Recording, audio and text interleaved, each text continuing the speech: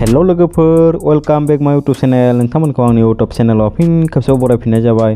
लोगोफोर, दिनैबो आं नोंथांमोननि सिगाङाव आथोन बिगियानजों सोमोन्दो थानाय टप 10 सोंनाय फिननाय लाना फैलायबाय। बे सोंनायनि फिननायखौ जुदि नोंथांमोना हायोब्ला कमेन्ट खालामना खिन्थानो दाबाव आरो चेनेलाव गोदानै फैदोंब्ला चेनेलखौ साबस्क्राइब खालाम। लोगोसे भिडिअखौ मोजां मोनदोंब्ला अन्नानै लाइक खालामब्लानो जाबाय आरो लोगोफोरनो शेयार खालामनो दाबाव।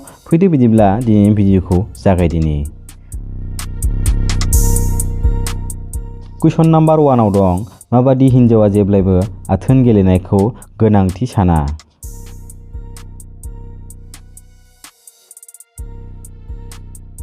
बेनि एन्सारा जागोन जाय हिन्जावा गोरबोआव थानाय खोथाखौ सिगांग्रो सानो आरो फिसा जागि होनो गिनाय हिन्जावफोरा आथोन गेलेनो साना।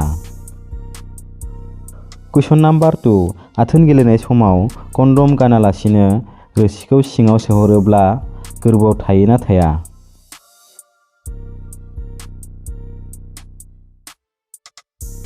बेनि एन्सारा जागोन 80% गोरबोआव थानायनि चान्स थायो। बेनि सोमोन्दै बुजायनो थाङोब्ला हौवाफोरनि सुक्रुतिक बिदै गनायखौ हौवाफोराबो थर मोना। बियो ओरैबायदि जराव बयनिबो सिगांग्रो गनानै खारनानै हिन्जावफोरनि दिम्बुआव हाबहैयो। कुइसन नाम्बार 3, हिन्जावफोरनि ना हौवाफोरनि बिखा बिख्लोआ बांसिन मावो?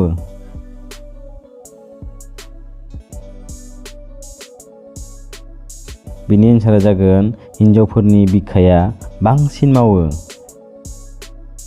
कुइसन नाम्बार 4, जौ लोंनानै आथोन गेलेनायनि मुलाम्फाया मा?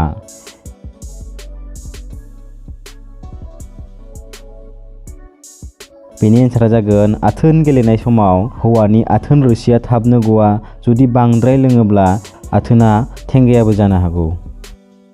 कुइसन नाम्बार 5, गिबि खेब आथोन गेलेनायनि सिगां हौवाफ्रा मा खालामनो नांगौ नङाब्ला गिदिर बेमाराव गोग्लैनो हागौ?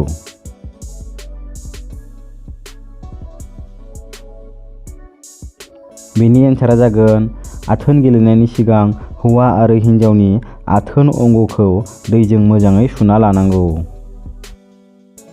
कुइसन नाम्बार 6, गिबि खेब हिन्जावफोरा आहार बासाखौ हमोब्ला माबादि मोनो?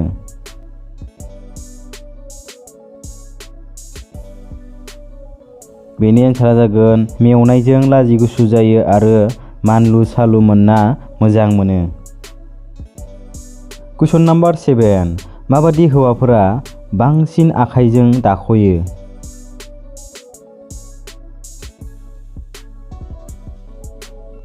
बेनि एन्सारा जागोन जाय हौवाया हारसिङै थायो बिसोर बांसिन दाखयो।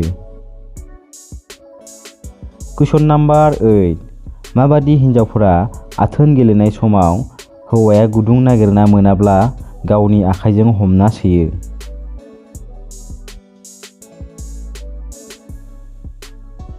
बेनि एन्सारा जागोन जुलि जानानै गथ' 2-3 जानाय हिन्जावफोरा। कुइसन नाम्बार 9, आजिखालिनि हिन्जावफोरा गावनि लुगैनायखौ माबायदियै सुफुङो?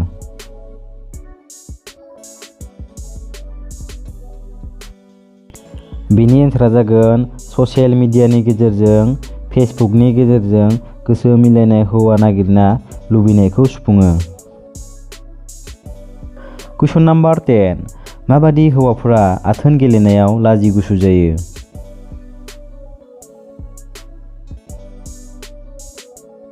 बेनि एन्सारा जागोन लाइमोन बैसोनि सेंग्राफोरा आथोन गेलेनायाव लाजि गुसु जायो। लाजिनानै एखनबा समाव आथोनानो थेंगायि जायो।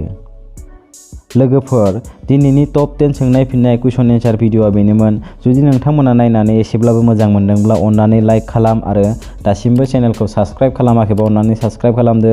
लोगोसे खाथियावनो थानाय बेल आइकनखौबो अलाव थुना लाबानो जाबाय। दिनैनि भिडिअखौ बेखिनियावनो दोनथ'नाय जाबाय आरो नेक्स्ट भिडिअ लाना फिन लोगो मोनफिनगोन। बाय बाय।